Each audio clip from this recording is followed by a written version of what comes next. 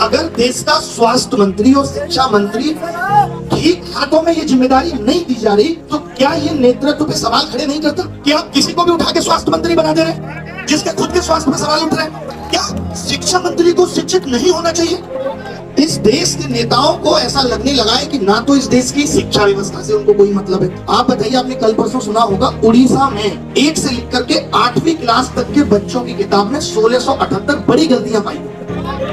यार, इन लोगों ने बेसिक शिक्षा जो होती थी 1 से प्राइमरी स्कूल की, जिसमें हम भी पढ़ के निकले हैं, उसके तमाम हजारों स्कूल बंद कर दिए कि बच्चे नहीं आते। ये कहते, इनकी खुद की नीति आयोग की रिपोर्ट कहती है कि 9806 स्कूलों में एक शिक्षक है। आप कौन सा भारत बनाएंगे? अब आप में से ही आपकी जैसे तमाम लोग ये आवाज उठाते हैं, पहले भी ऐसे होता था। वो दिन दूर नहीं है जब हमारी न्याय व्यवस्था में खड़ा हुआ चोर, जब उससे पूछा जाएगा चोरी क्यों की, तो कहेगा 5 साल से कर रहा हूँ।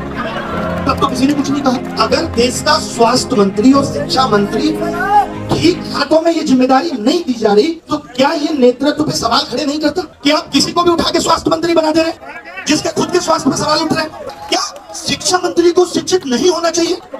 इस देश के नेताओं को ऐसा लगने लगा है कि ना तो इस देश की शिक्षा व्यवस्था से उनको कोई मतलब है। आप बताइए, आपने कल परसों सुना होगा उड़ीसा में 1 से लेकर के 8वीं क्लास तक के बच्चों की किताब में 1678 बड़ी गलतियां पाई गई। यार, इन लोगों ने बेसिक शिक्षा जो होती थी 1 से प्राइमरी स्कूल की, जिसमें हम भी पढ़ के निकले हैं, उसके तमाम हजारों स्कूल बंद कर दिए कि बच्चे नहीं आते। ये कहते, इनकी खुद की नीति आयोग की रिपोर्ट कहती है कि 9806 स्कूलों में एक शिक्षक है। आप कौन सा भारत बनाएंगे? अब आप में से ही आपकी जैसे तमाम लोग ये आवाज उठाते हैं, पहले भी ऐसे होता था। वो दिन दूर नहीं है जब हमारी न्याय व्यवस्था में खड़ा हुआ चोर, जब उससे पूछा जाएगा चोरी क्यों की, तो कहेगा 5 साल से कर रहा हूँ। तब तो किसी ने कुछ नहीं कहा।